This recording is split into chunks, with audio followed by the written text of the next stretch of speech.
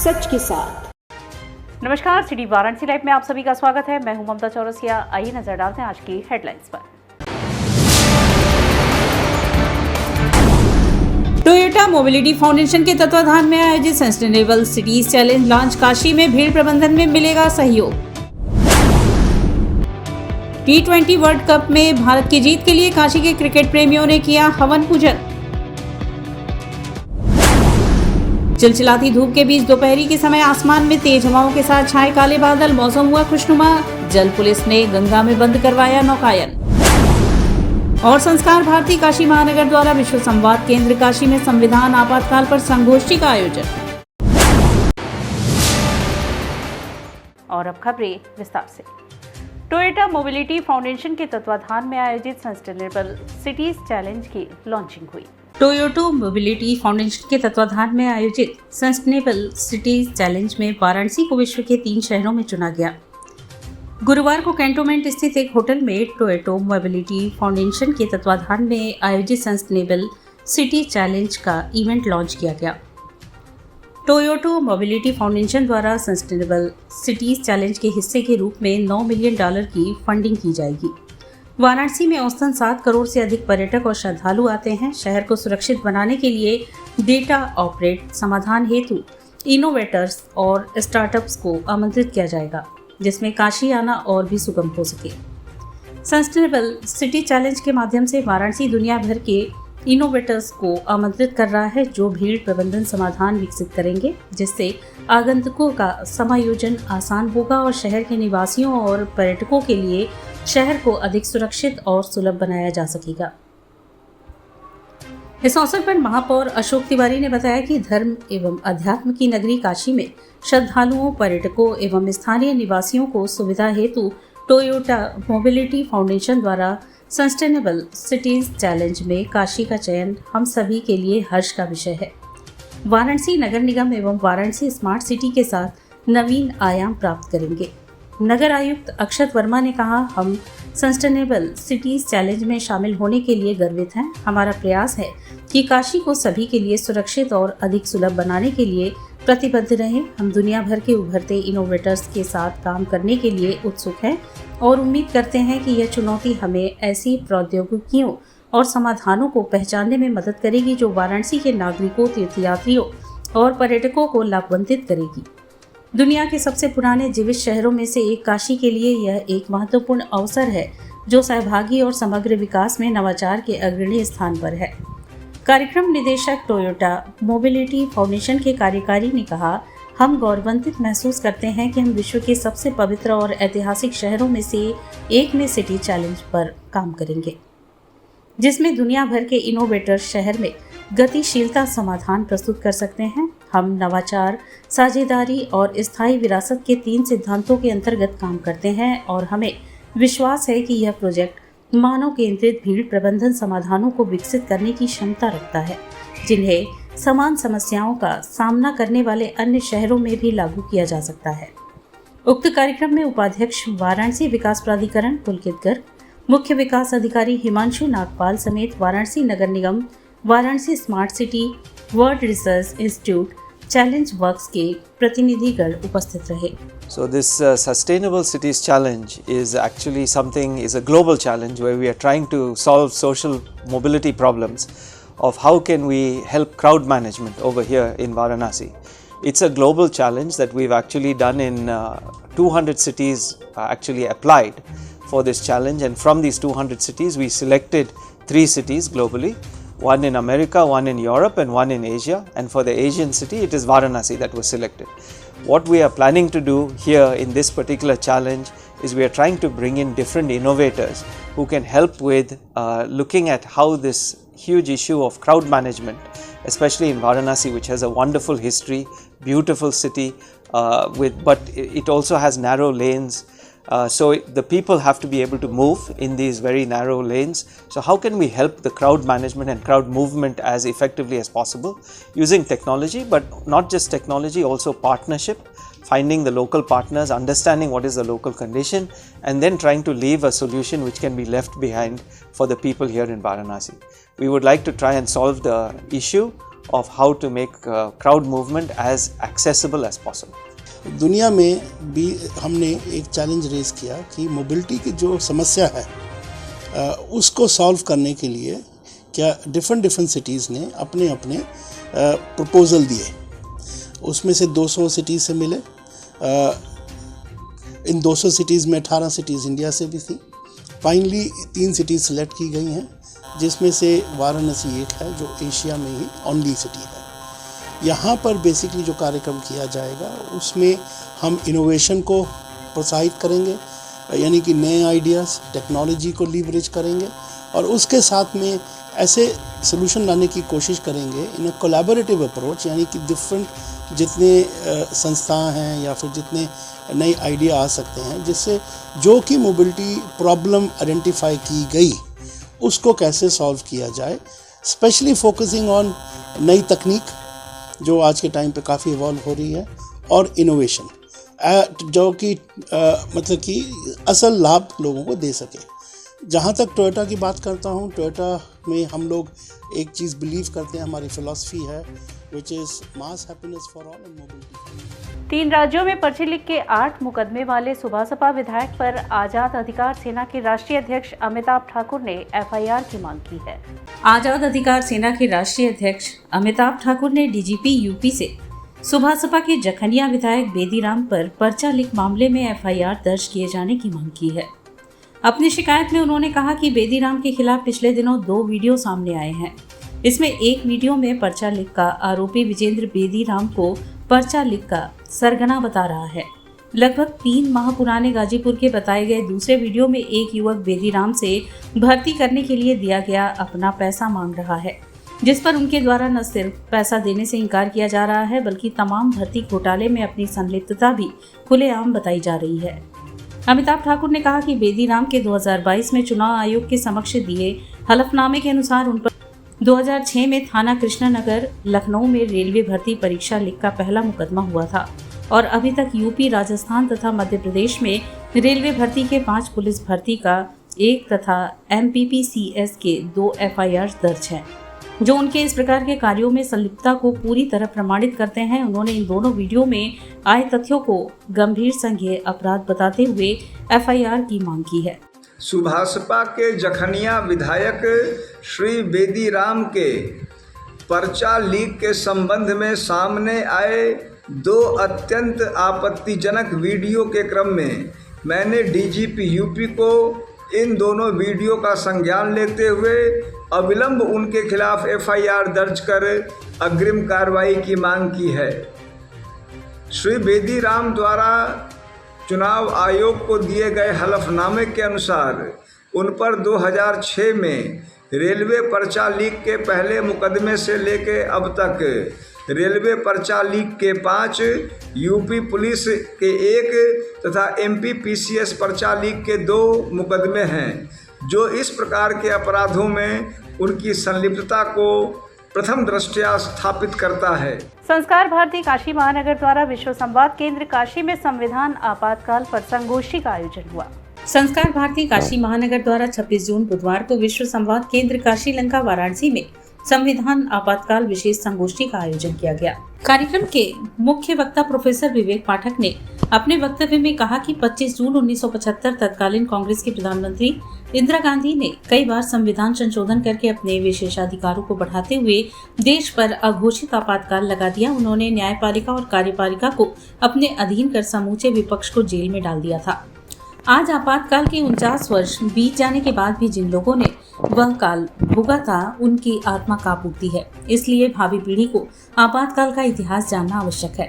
कार्यक्रम की अध्यक्षता करते हुए डॉक्टर विष्णुदेव तिवारी ने आपातकालीन संस्मरणों को याद करते हुए कहा कि जहां 1950 से 1971 तक 21 वर्षों में मात्र 22 संविधान संशोधन हुए थे, वहीं 1971 से 1974 तक श्रीमती इंदिरा गांधी ने तेजी से 15 बार संविधान संशोधन किया और इसमें जन कल्याण बिल्कुल भी नहीं था। आज लोकसभा का चुनाव लड़ते समय समूचा विपक्ष संविधान बचाओ की बात कर रहा है, जबकि आज संविधान और लोकतंत्र पूरी तरह से सुरक्षित है। कार्यक्रम में मुख्य रूप से संस्कार भारती के प्रांत संगठन मंत्री दीपक शर्मा, महामंत्री प्रमोद पाठक, संरक्षक डॉक्टर आर.वी. शर्मा, उपाध्यक्ष संजय सिंह, डॉक्टर प्रेम नारायण सिंह, सुनीता द्विवेदी, सुधीर पांडे, विश्व संवाद केंद्र काशी प्रमुख राघवेंद्र, अमित, रणवीर आदि उपस्थित रहे। धन्यवाद ज्ञापन संस्कार भारती काशी महानगर के अध्यक्ष प्रोफेसर के चंचल एवं संचालन कार्यक्रम संयोजिका डॉक्टर प्रेरणा चतुर्वेदी ने किया।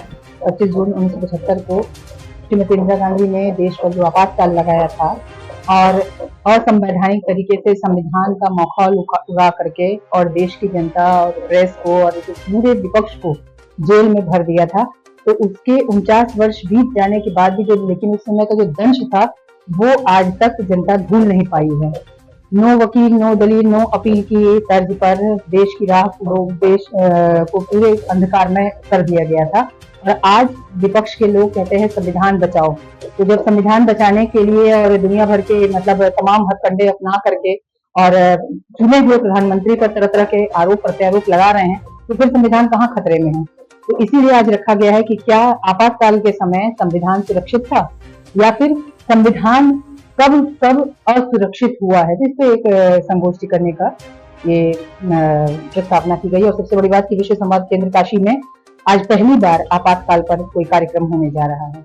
चिलचिलाती धूप के बीच दोपहर के समय आसमान में तेज हवाओं के साथ काले बादलों ने घेरा बनाकर मौसम को खुशनुमा बनाया। मंगलवार रात पहुंचे मानसून की झमाझम बरसात से शहर जलाजल हो उठा। 41 मिमी वर्षा होने से खेतों में पानी लग गया। गंगा का जलस्तर लगभग 6 सेंटीमीटर बढ़ गया। इससे किसानों के चेहरे खिल उठे और खेतों में धान की नर्सरी की रोपाई के लिए तैयारियां तेज हो गई। उधर भारतीय मौसम विभाग ने फिर गुरुवार व शुक्रवार को पूर्वी उत्तर प्रदेश में भारी वर्षा की चेतावनी देते हुए ऑरेंज अलर्ट जारी किया है। विभाग का अनुमान है कि पूर्वी उत्तर प्रदेश में 27 और 28 जून को अलग अलग स्थानों पर 64.5, 115.5 मिमी भारी वर्षा से लेकर 115.5 मिमी से 204.4 मिमी तक बहुत भारी वर्षा हो सकती है। लेकिन गुरुवार को सुबह से ही चिलचिलाती धूप ने लोगों को त्रस्त कर दिया, जिस पर लोग यह कयास लगाने लगे कि कहीं मौसम विभाग का पूर्वानुमान एग्जिट पोल की तरह झूठा न साबित हो जाए। लेकिन दोपहर 1 बजे के बाद मौसम ने अचानक से करवट बदला और देखते ही देखते आसमान काले बादलों से पट गया। इस बीच तेज हवाओं के चलते वातावरण में जारी उमस भरी गर्मी छूमंतर हो गई और लोगों को ठंडी बयार का सुखद एहसास कराया। तेज हवाओं के चलते गंगा घाट पर तीर्थ पुरोहितों की छतरी अस्त व्यस्त हो गई और गंगा में नौकायन करने वाले लोगों की नाव भी बुरी तरह डगमगाने लगे। इस स्थिति को देखते हुए जल पुलिस को फौरन एक्शन लेना पड़ा और उन्होंने मौसम की स्थिति को देखते हुए तत्काल गंगा में नौका चालन को मौसम सामान्य होने तक बंद करवा दिया। मौसम बिगड़ने के कारण हवा बहुत तेज चलने लगा है और गंगा जी में बहुत तेज हो रहा है। इसके कारण सरकारी आदेश आने के कारण नावों को रोक दिया गया। और जब तक सरकारी आदेश नहीं आए तब तक नाव को उसके बाद आदेश आने के बाद फिर नाव को चालू करेंगे। और यहाँ वक्त चला है एक छोटे से ब्रेक का, मिलते हैं ब्रेक के बाद। सच के साथ स्वामी हरसिवानंद पब्लिक स्कूल छात्र छात्राओं हेतु वातानुकूलित छात्रावास की सुविधा, हरतिमा युक्त खेल का मैदान, इंडोर गेम आउटडोर गेम की सुविधा, जिम, योगा, ध्यान की विशेष कक्षा, एनसीसी एबीसी सर्टिफिकेट तथा करियर काउंसलिंग की सुविधा, विज्ञान कला तथा कॉमर्स के साथ वैकल्पिक विषयों की एक लंबी श्रृंखला, कम फीस में उत्कृष्टतम अध्ययन की व्यवस्था, शहर के सभी क्षेत्रों में बस की सुविधा, विज्ञान, कंप्यूटर तथा सभी आधुनिकतम प्रयोगशाला उपलब्ध, audio video classes. Swami Harsivanand public school and hostel, शिक्षण समूह शाखाएं Garhwa Ghat, Ramna, Varanasi. Phone number 9554995413, Jagatganj Varanasi. Phone number 7408457111, Banpurwa Ramna Varanasi. Phone number 9554955412, railway station road Churk Sonbhadra. Phone number 7081109710, Marsarha Ghorawal Sonbhadra. Phone number 955496319495 एवं स्वामी हरसिवानंद महाविद्यालय Churk Sonbhadra. Phone number 7081109711।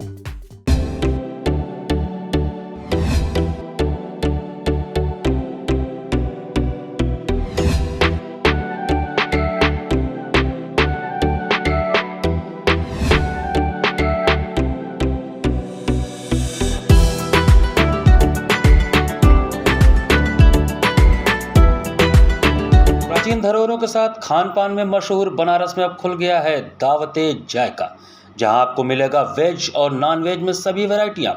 Ravindrapuri colony के लेन नंबर 3 में स्थित इस वातानुकूलित रेस्टोरेंट में आपको मिलेगा पारिवारिक माहौल। यदि आप हैं खाने के शौकीन तो एक बार जरूर पधारें दावते जायका में।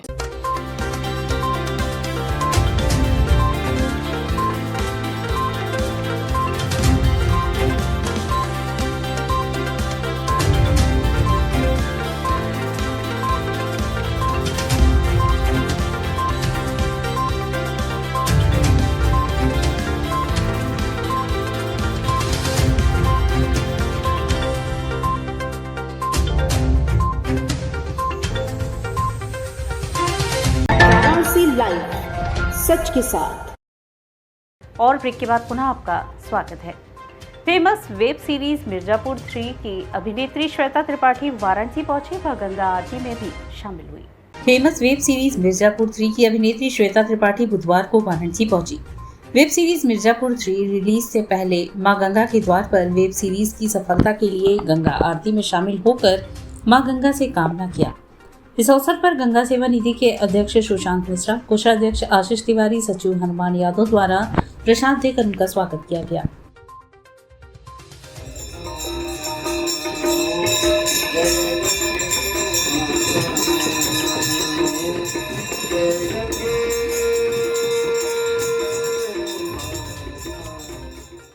किसान आंदोलन के जनक स्वामी सहजानंद सरस्वती जी की 74वीं पुण्यतिथि मनाई गई। इस अवसर पर किसानी पर उत्कृष्ट कार्य करने वाले 11 विभूतियों को किसान रत्न से सम्मानित किया गया। गुरुवार को बैरवंडी बाबा मैदान में किसान आंदोलन के जनक किसान मजदूर को लामबंद कर आजादी के संग्राम में जोड़कर अंग्रेजी हुकूमत की चूल हिलाने वाले महान स्वतंत्रता सेनानी, लेखक, पत्रकार, वेद एवं उपनिषद के प्रखंड विद्वान, अद्भुत वक्ता, दंडी सन्यासी स्वामी सहजानंद की 74वीं पुण्यतिथि पर सैकड़ों किसान एवं किसान नेताओं ने उनके किसान हित के संघर्षनात्मक मार्ग का अनुसरण का संकल्प लेकर पुष्प अर्पित कर श्रद्धांजलि दिए। किसान अधिकार संवाद में दर्जनों क्रांतिकारी किसानों ने वाराणसी में अपनी जमीन और किसानी की वैधानिक तरीके से रक्षा पर खुली परिचर्चा की। भूमि अर्जन एवं पुनर्वास कानून सहित किसान हित पर बृहद जानकारी विनय शंकर राय मुन्ना ने किसानों को दिया। कृषि क्षेत्र में उत्कृष्ट कार्य करने वाले 11 विभूतियां कृष्णा प्रसाद पटेल, छेदी पटेल, सतीश पटेल, फतेह नारायण सिंह पटेल, प्रेम शाह, लालमणि देवी, अमलेश पटेल, मेवा पटेल, खटाई लाल शर्मा, किसानी में बेबाक लेखनी करने वाले कलम के सिपाही प्रणय सिंह, फोटोग्राफर एवं पत्रकार त्रिपुरारी यादव, क्रांतिकारी अधिवक्ता सुनील सिंह, पूर्व अध्यक्ष राजा तालाब तहसील बार को सहजानंद किसान रत्न से स्मृति चिन्ह एवं किसान की शान पगड़ी बांधकर सम्मानित किया गया। स्वामी सहजानंद विचार मंच के राष्ट्रीय संयोजक किसान नेता विनय शंकर राय मुन्ना ने कहा कि वंदे अन्नदातरम का नारा देकर किसान को धरती का साक्षात भगवान मानकर किसान हितों हेतु सृजनात्मक एवं संघर्षनात्मक कार्य को ही साधना मानकर आजीवन संघर्ष करने वाले किसान आंदोलन के जनक योद्धा सन्यासी स्वामी सहजानंद सरस्वती जी की 74वीं पुण्यतिथि पर किसान हितों हेतु कार्य करने का संकल्प लेकर किसानों के हित में कार्य करना ही स्वामी सहजानंद सरस्वती जी के प्रति सच्ची श्रद्धांजलि होगी। संवाद एवं सम्मान समारोह की अध्यक्षता करते हुए सर्व सेवा संघ के अध्यक्ष गांधीवादी विचारक राम धीरज जी ने किया। भाई आपने नोटिस जारी नहीं किया और हमारी ज़मीन को ले लिया, ये इतनी बड़ी चूक है, बल्कि कहिए इतनी बड़ी बदमाशी है, और इस पर फिर एक बार आप सरकार को हिलाने जा रहे हैं। क्योंकि अगर इस मुकदमे को हम लोग, हालांकि दुर्भाग्य ये है कि यहाँ का हाई कोर्ट और सुप्रीम कोर्ट भी सरकार का बंदी है, इसलिए वो भी सही फैसला नहीं कर रहा है, जो सरकार करे उतना ही कर रहा है। लेकिन फिर भी मुझे विश्वास है कि हम सब लोग लड़ेंगे और 10, 20, 25, 50 की संख्या में वकील रहेंगे उस कोर्ट में। T20 वर्ल्ड कप के सेमीफाइनल में भारत की जीत के लिए काशी में हवन पूजन किया गया। भारत में क्रिकेट राष्ट्रीय खेल न होकर के भी लोगों के रग रग में बसा हुआ है। शायद यही वजह है कि अमेरिका और वेस्टइंडीज में चल रहे T20 वर्ल्ड कप में भारत की जीत के लिए क्रिकेट प्रेमी दिन रात अपने इष्ट देव से कामना कर रहे हैं। गुरुवार को इंडिया और इंग्लैंड के बीच T20 मैच का सेमीफाइनल मैच खेला जाना है, जिसको लेकर पूरे देश में उत्साह का माहौल देखने को मिल रहा है। धार्मिक नगरी काशी में टीम इंडिया की जीत के लिए अर्दली बाजार स्थित पांचोवीर बाबा मंदिर में काशी वासियों ने हवन पूजन कर टीम इंडिया की जीत की प्रार्थना की। जो भारत और इंग्लैंड का मुकाबला होने जा रहा है, इसके लिए हम लोग सभी सेवा दल के लोगों ने आज यहाँ प्रार्थना और यज्ञ की है, और बाबा विश्वनाथ से, पासवानी जी, गणेश जी, सभी से प्रार्थना करके इनसे मनाया गया है ताकि हमारी भारतीय टीम को मजबूती प्रदान हो। उसके लिए हम लोगों ने विजय यज्ञ पंडित द्वारा करवाया है और सभी लोगों ने प्रार्थना की है। ये बनास की परंपरा भी रही है कि जब भी क्रिकेट हुआ है यहाँ से दुआओं का उनको आशीर्वाद मिलता रहा है और भारतीय टीम ने अक्सर नाम भी किया है। आज हम लोगों ने श्री पंडित जी द्वारा और श्री पासवानी विनायक सेवा दल के अध्यक्ष श्री सत्यम जायसवाल जी द्वारा विजय यज्ञ करवाया है।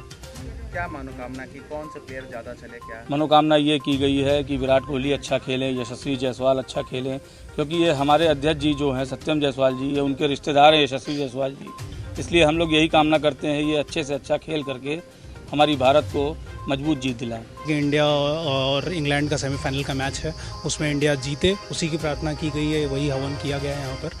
और साथ में चाहते हैं कि सभी का प्रदर्शन बराबर बना रहे और कुछ कंट्रीब्यूशंस और चाहिए, खासकर जैसा कि विराट कोहली की तरफ से कंट्रीब्यूशन नहीं रहा है, कुछ बॉलर्स का भी और अच्छा प्रदर्शन हो सकता है, वो हम चाहते हैं कि वो सेमीफाइनल और फाइनल में दोनों पूरा कर दिया जाए। और इसी के साथ सिटी वाराणसी लाइव का यह प्रसारण यहीं समाप्त होता है। ममता चौरसिया को दी इजाजत, नमस्कार।